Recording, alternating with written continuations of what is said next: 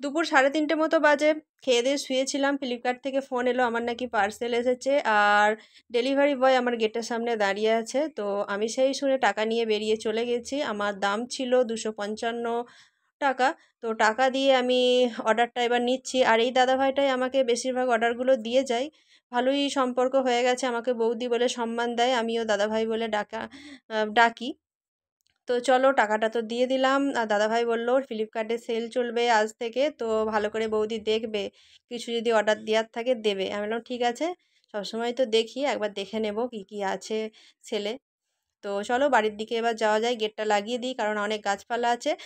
আমার না ছাগল থাকলেও পাশাপাশি বাড়ির সবার ছাগল আছে, ঢুকে খেয়ে নেবে। তো বাড়ির ভিতরে যাওয়ার আগে আবার এখানে জায়ের সঙ্গে জানালা দিয়ে একটু কথা হয়ে গেল। তো কথা এই যে ঘুরে আবার জায়ের সঙ্গে কথা বলছি, বললো কি অর্ডার দিয়েছিলি। আমি বললাম যে চলো তোমাদেরকে দেখাচ্ছি আমি কি অর্ডার দিয়েছিলাম। যেটা অর্ডার দিয়েছিলাম যাকে সেটা বলে দিলাম, কারণ এর আগে ওরও একটা অর্ডার আমি আমার ফোন থেকেই দিয়ে দিয়েছিলাম ওই জিনিসটা। তো এখন বাড়ির মধ্যে যাচ্ছি, বাড়ির মধ্যে গিয়ে পার্সেলটা ওপেন করব। এক হাতে করে হচ্ছে না, ফোন ধরে আছি, তারপরে ফোনটা রেখে পার্সেলটা খুলে নিলাম। এই যে উত্তম ফেস ওয়াশ জয়ের, এটাই অর্ডার দিয়েছিলাম। তিনটেতে ভালোই মানে মোটামুটি দাম একটু কম পেয়েছি। আগের দিন মেমারি গিয়েছিলাম, কিন্তু মলেতে একটু দাম বেশি দেখাচ্ছিল, কিন্তু আমি ফ্লিপকার্টে দেখলাম দামটা অনেকটাই কম, তিনটেই ওই যে 255 টাকা মতো নিয়েছে। তো এখানে রেখে দিই, বরের সঙ্গে তো টাকাটা ঝাড়তে হবে, যেহেতু আমার পকেট মানি থেকে দিয়েছি, সেটা বরেরই টাকা, তবু বরের সঙ্গে ঝাড়তে হবে, তাই জন্য এখানে রেখে দিলাম। Thank you.